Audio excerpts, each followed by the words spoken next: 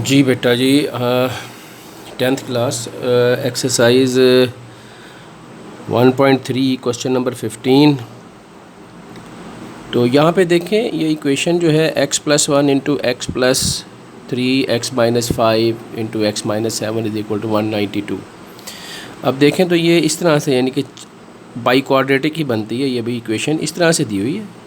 जब इस तरह से इक्वेशन दी जाए तो हम इसको कैसे सॉल्व करते हैं, ज़रा देखें।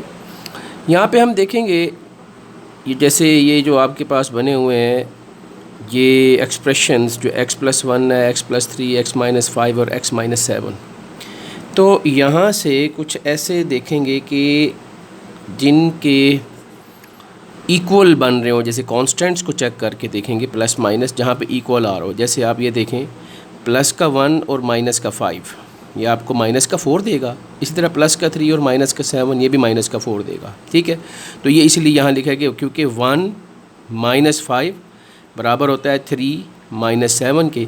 तो फिर हम ये पेयरिंग बनाएंगे इस तरह से कि x+1 को x-5 के साथ अरेंज कर लेंगे। ठीक है, x+1 को x-5 के साथ, और इसी तरह से जो x+3 है इसको x-7 के साथ हम अरेंज कर लेंगे। ठीक है, तो इस तरह से ये हमारे पास आ जाएगा। अब हम आगे इनको सॉल्व कर लेते हैं, इनको मल्टीप्लाई करेंगे।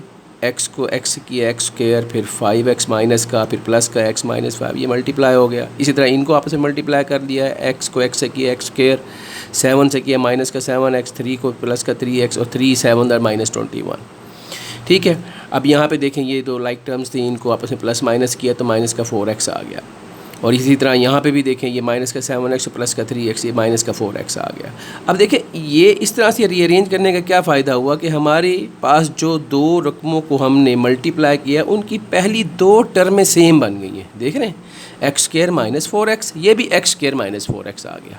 ठीक है, तो इस तरह से क्या करेंगे, अब हम यहाँ से इजीली लेट कर लेते हैं कि ये x² - 4x जो है ये y के बराबर ले लेते हैं कि y जो है वो x² - 4x के बराबर है, या x² - 4x जो है वो y के बराबर है। ठीक है, तो अब ये हमारी इक्वेशन नंबर, हमने इसको नाम दिया 1। अब हमारी इक्वेशन 1 जो है वो किस तरह शक्ल में आ जाएगी, यहाँ पे y, ये y -5, इसी तरह यहाँ पे भी हम क्या करेंगे, y पुट कर देंगे, -21 इज़ इक्वल टू 192। ओके जी, तो अब आगे हम इसको सॉल्व करेंगे, इसको मल्टीप्लाई कर दें, y² - 21y। ठीक है जी, क्योंकि 5y -21 से मल्टीप्लाई करेंगे, फिर माइनस का 5y से मल्टीप्लाई करेगा, माइनस का 5y, और ये आपस में मल्टीप्लाई करके प्लस 105 इक्वल्स टू 192 आ गया। ठीक है जी, तो अब इस तरह से ये हमारे पास ये बन जाएगी y² -26y। ठीक है, इनको ऐड कर देंगे, प्लस 105, इधर से 192 इधर ले आए, माइनस का 192 इज इक्वल टू 0।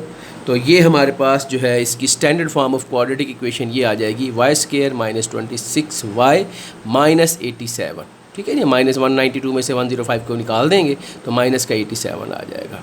अब इसकी यहाँ से मिड टर्म ब्रेक हो रही है, 29 3s are 87 होता है। ठीक है, 29 माइनस का और 3 प्लस का, तो माइनस का 26 भी मिल जाता है हमें, तो ये हमारे पास आ जाएगा। ठीक है, इसकी मिड टर्म ब्रेक कर ली हमने। यहाँ से दोनों में y कॉमन है, y -29, प्लस इन दोनों में 3 कॉमन है, y -29 अंदर आ गया, तो y +3 और y -29 इक्वल टू 0। तो either y +3 is equal to 0 और y -29 इज इक्वल टू 0। तो यहाँ से y इज इक्वल टू -3 और y इज इक्वल टू 29। ठीक है जी, अब y जो हमने यहाँ पे लेट किया था उसकी जगह उसकी एक्चुअल वैल्यू दोबारा पुट कर देंगे, y is equal to x² - 4x को हम यहाँ पे दोबारा इसी इक्वेशन में पुट कर देंगे। ठीक है, ये यहाँ पे ये इसमें, ठीक है, y की जगह पे जगह पे जब हम देखें ये पुट करते हैं तो ये हमारे पास कुछ यूँ बन जाता है जी, ये आ गया x² - 4x is equal to -3। ठीक है, और इसी तरह से यहाँ पे x² - 4x इक्वल टू ये आ जाएगा 29। ओके जी, ये बन गया। अब आप देखें जी आगे, अब ये रीअरेंज करें, x² - 4x ये इधर आके प्लस का 3 इज इक्वल टू 0, इसी तरह x² - 4x -29 is equal to 0। तो यहाँ इसकी तो मिड टर्म ब्रेक हो रही है, लेकिन ये मिड टर्म ब्रेक नहीं हो रही क्योंकि 29 एक प्राइम नंबर होता है ना। ठीक है, तो इससे हमें यहाँ पे 4 नहीं मिल सकता, 29 1s are 29 होता है जो कि 4 नहीं देगा, इसलिए हम यहाँ पर जो है वो क्या करेंगे ज़रा देखते हैं। हाँ जी, तो ये है जी हमारे पास, हाँ जी, तो हाँ जी, तो यहाँ पे इसकी तो मिड टर्म ब्रेक हो जाएगी ना, 3 1s are 3, ठीक है। तो 3b माइनस का और 1b माइनस का, तो ये हमें मिल जाएगा माइनस का 4x, ठीक है। और ये आ जाएगा x is equal to x into x minus one, minus 3 common लिया, x minus 1 is equal to 0।